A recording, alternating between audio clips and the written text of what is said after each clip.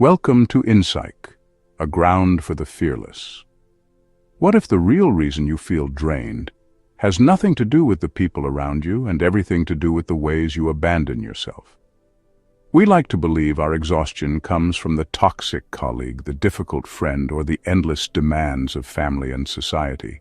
It is easier to blame them than to face the truth. Carl Jung revealed a deeper reality. Energy is not stolen by others. It is surrendered by us, often quietly and without noticing. You surrender energy when you silence your feelings to avoid conflict. You surrender energy when you play the role that pleases others but betrays your own truth. You surrender energy when you hide your anger, deny your desires, or accept stories written for you by family or culture instead of your own soul. What drains you is not confrontation but avoidance, not effort but falsity, not responsibility but pretense. Jung taught that the unconscious never rests. It bargains with you daily. When you ignore its voice, it punishes you with fatigue, apathy, or illness until you listen. That heaviness you carry is not just stress. It is your psyche demanding honesty. The path to a life where nothing and nobody can drain your energy is not about cutting people out or running away. It is about reclaiming your authority and integrating the parts of yourself you abandoned. When you stop betraying your inner truth, you stop leaking vitality. And when you live as a whole self, your energy becomes untouchable. Let's explore deeper. Number 1. Energy is not stolen by others, but surrendered by you when you abandon your inner authority. Most people believe their energy is taken away by others. They think it is the toxic friend, the manipulative boss, or the needy partner who drains them. But if we are brutally honest, that is not the full truth. Nobody has the power to reach inside of you and take your energy without your permission. What really happens is that you hand it over the moment you stop standing in your own authority. Think about the last time you left a conversation completely drained. Chances are you stayed quiet when you wanted to speak. You nodded when you wanted to refuse. You smiled to keep the peace while your whole body was screaming in resistance.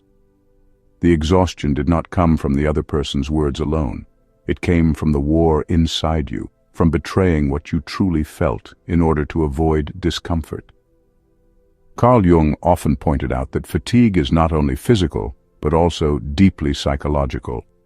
When you abandon your authority, you split yourself in two. One part of you obeys others to stay liked or accepted. The other part of you knows you are selling out your truth. That inner conflict is what drains you. No external situation is as heavy as the weight of self-betrayal. For example, imagine agreeing to help a colleague with their workload, even though you are drowning in your own tasks. On the surface, you look generous. Inside, you feel resentful. By refusing to set a boundary, you abandon yourself. That single decision costs you far more energy than the actual work. The truth is, energy is preserved when your words and actions are aligned with your inner voice. The moment you say no when you mean no, you stop leaking power. The moment you express how you feel without apology, you protect your vitality. Authority is not about controlling others. It is about refusing to give away control of yourself. When you live from that place of inner authority, nothing and nobody can truly drain you. You may still face challenges, but you will face them as a whole person rather than a fractured one. And wholeness, as Jung taught, is the real source of lasting energy. Number 2.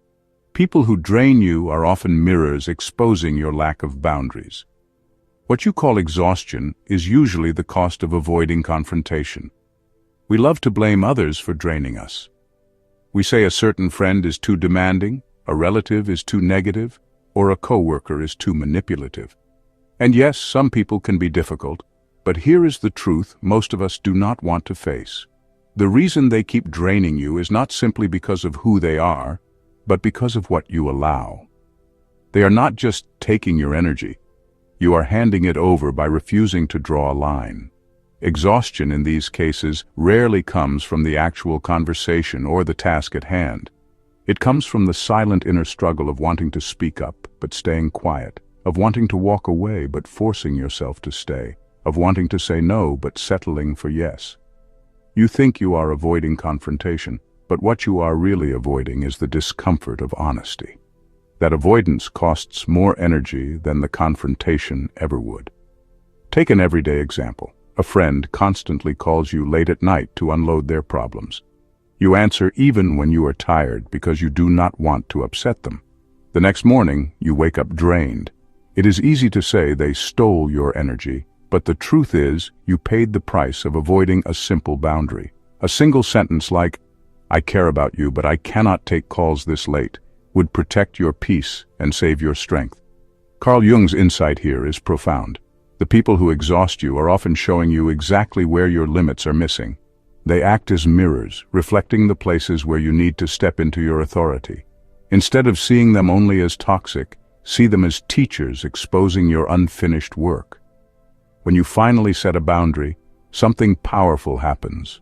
The energy you once lost to resentment and silent frustration returns to you.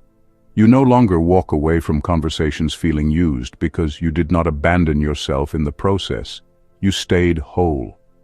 Exhaustion is not just about doing too much. It is often the tax you pay for dishonesty with yourself. Boundaries are not walls to keep others out. They are commitments that keep you intact. And when you honor them, nobody can truly drain you again. Number 3. Your energy leaks most when you play a role that pleases others but betrays your authentic self.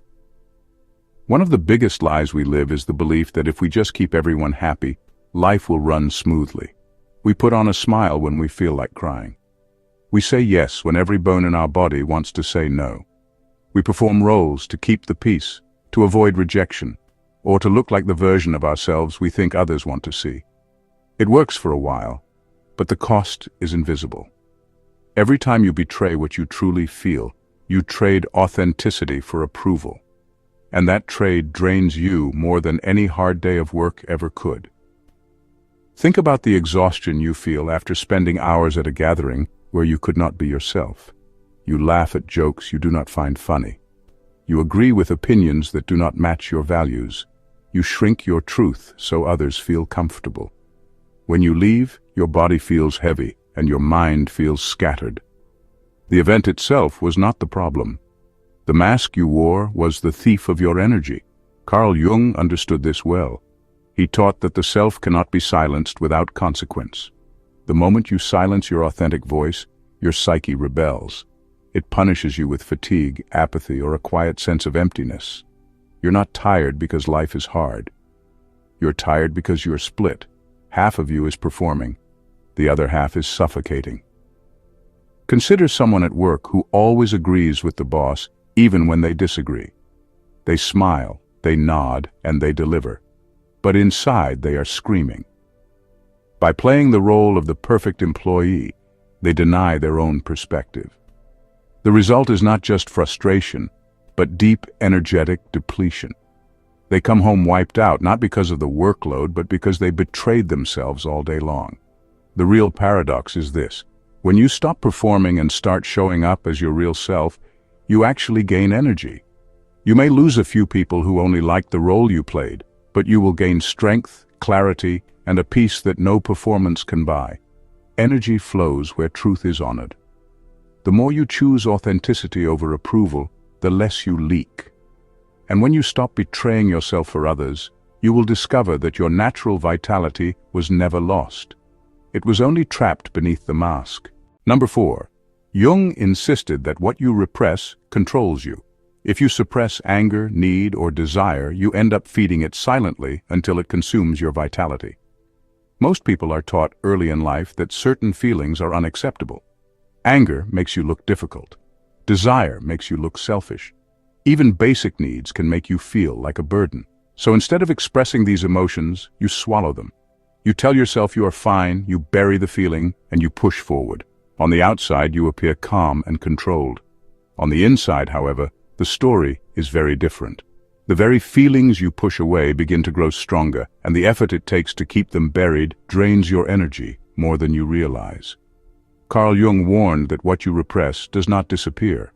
It waits in the dark, gathering strength, showing up in ways you do not expect. That unspoken anger may come out as constant irritation with people who have done nothing wrong. That unmet need may show itself as resentment toward those who seem to have what you deny yourself. That buried desire may surface as impulsive decisions that shock even you. The repression becomes the master, and you become its servant. Think about the person who never expresses anger. They stay polite, agreeable, and composed. Everyone praises them for being so patient. Yet behind closed doors, they are exhausted, anxious, and sometimes depressed. Their body may even carry the cost, showing it through tension, migraines, or constant fatigue. The anger did not vanish, it turned inward and became poison to their energy. Another example is desire. Someone may suppress their ambition because they fear being judged as greedy. They tell themselves they do not care, but each time they watch others pursue their goals, they feel an ache inside. That ache eats away at their vitality because the soul knows when it has been denied. The truth is, energy is not lost because you feel too much. It is lost because you refuse to feel at all. Expression releases. Repression drains. To protect your vitality, you must allow yourself to acknowledge, name, and work with your emotions rather than bury them. When you face what you repress, you stop being controlled by it. Instead of being consumed by hidden anger or unmet desire, you reclaim the energy that was trapped in silence. That is when life feels lighter, not because challenges disappear, but because you are no longer fighting against yourself. Number 6. To stop being drained, you must confront the shadow. Every trait in others that irritates you reveals something disowned in yourself. It is easy to point fingers at people who annoy us. We say that person is arrogant, that one is lazy, or that one is selfish. We walk away irritated, feeling as though they have stolen our peace. But Carl Jung's insight forces us to face an uncomfortable truth. The reason certain traits in others trigger such a strong reaction is because those same traits live inside us, hidden and disowned. What we cannot accept in ourselves, we end up fighting in others, and that fight drains us more than anything else. Think about it. If arrogance did not exist somewhere inside you, why would it bother you so much in someone else? If laziness was not a part you constantly suppress, why would you react so strongly when you see it in another person? The shadow is made up of all the qualities we deny or bury, because they do not fit with the image we want the world to see. But the shadow does not vanish. It shows up in projections. You see it in others, but really you are staring at a part of yourself. Take a simple example. Imagine someone at work who constantly brags. You feel your blood boil every time they speak. Why does it irritate you so deeply? It might be because you grew up learning to downplay your own achievements. You buried your pride so deep that when you see someone else flaunting theirs, it stabs at the wound you carry. The energy drain comes not from them, but from the internal battle between who you are and who you pretend not to be. Jung taught that confronting the shadow means acknowledging these hidden traits and making peace with them. It does not mean becoming arrogant or lazy or selfish. It means recognizing that you too carry these possibilities, and owning them takes away their power to control you. When you integrate the shadow, the world outside becomes less irritating because you are no longer at war with yourself. The moment you stop disowning parts of who you are, you stop wasting energy fighting them in others. What once drained you now teaches you. What once triggered you now reveals you. And that shift is the beginning of real strength because nothing outside of you can disturb a self that is whole. Number 7. The unconscious bargains constantly. When you do not listen to its voice, it punishes you with fatigue, apathy, or illness. Most people believe they are in full control of their lives. They think decisions are made by logic, willpower, and conscious choice. But Carl Jung showed us that beneath the surface lives another force, one that is older, deeper, and far more powerful than reason. The unconscious is always speaking, always negotiating with us. It asks for honesty, for expression, for alignment, and when we ignore it, it does not simply go silent, it demands payment. That payment often shows up as exhaustion, lack of motivation, or even physical illness. Consider how often fatigue strikes, not because you worked too hard, but because you carried something unspoken inside. You tell yourself you are fine, but your body grows heavy. You drag yourself through the day, not because your muscles are weak, but because your inner world is starved of attention. The unconscious whispers through dreams, sudden moods, and even symptoms. When you push these aside, the whisper turns into a scream. Take apathy, for example. You may find yourself unable to care about things you once loved. This is not laziness. It is often the unconscious shutting down your energy because you have ignored your deeper needs. Perhaps you are stuck in a job that does not align with your true self. Perhaps you are living by rules given to you by others instead of your own soul. The unconscious says, if you will not listen to what I need, I will not give you the energy to keep pretending. Illness, too, can become the language of the psyche.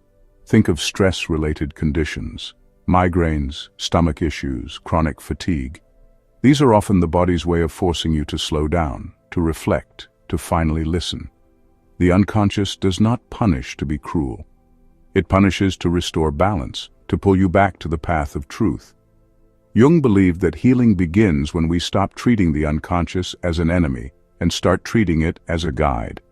Instead of numbing fatigue with caffeine or distracting apathy with endless scrolling, we can ask, what part of me have I neglected? What truth have I silenced? Listening restores energy. Ignoring drains it. The unconscious bargains every day.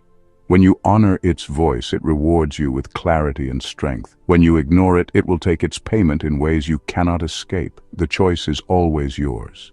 Number 8. Your energy collapses when you live a story written by your culture or family rather than by your own soul.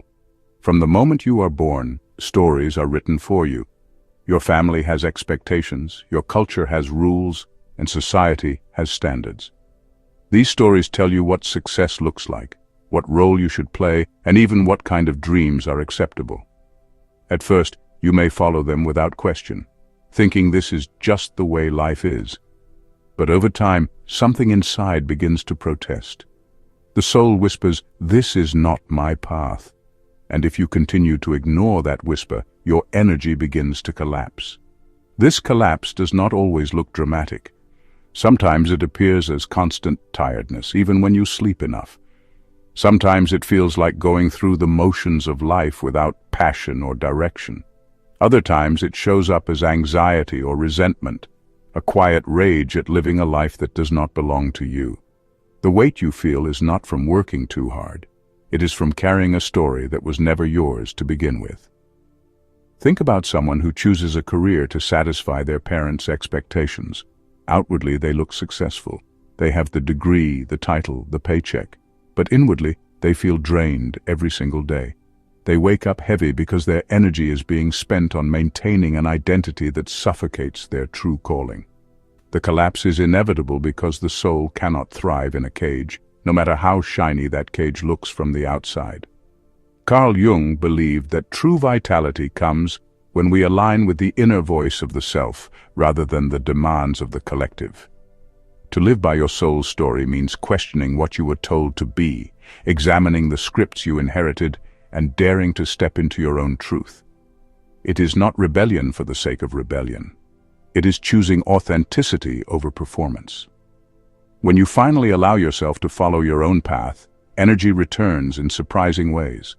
Work feels lighter, relationships feel more genuine, and life regains color. The fatigue you carried dissolves because you are no longer split between who you are and who you pretend to be. The truth is simple yet profound. Living someone else's story will always drain you, no matter how polished it looks. Living your own story, even if it scares you, will always restore you. Because energy flows not from perfection, but from alignment with your soul. Number 9. The deepest exhaustion comes not from work, but from falsity. Pretense is heavier than labor. Many people believe they are tired because life is demanding. They think it is the long hours at the office, the endless chores at home, or the constant responsibilities that drain them. But if you look closely, you will notice something strange. There are days when you work long and hard, yet feel alive and energized. Then there are days when you barely do anything but feel completely wiped out. The difference is not in the workload. The difference is in the honesty of how you lived that day. Nothing weighs the human spirit more than falsity. Pretending to be happy when you are not, acting agreeable when you are frustrated, hiding your struggles behind a polished mask. These are the true sources of exhaustion.